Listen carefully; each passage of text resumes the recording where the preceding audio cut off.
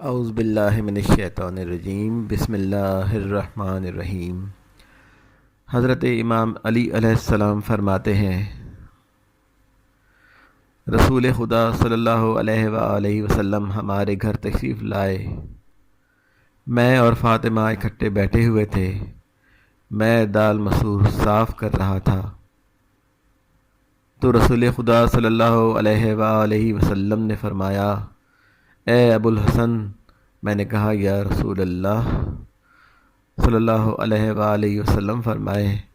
آپ نے فرمایا، میری بات غور سے سنو، میں حکم خدا کے علاوہ کچھ نہیں کہتا۔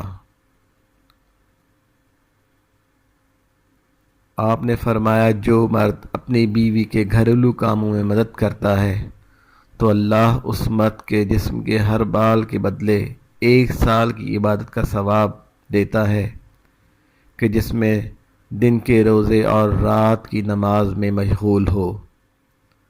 حوالہ بحار الانوار جلد 77 صفحہ 229۔ اللہم صلی علی محمد و آل محمد وعجل فرجہم ولعن اعدائہم۔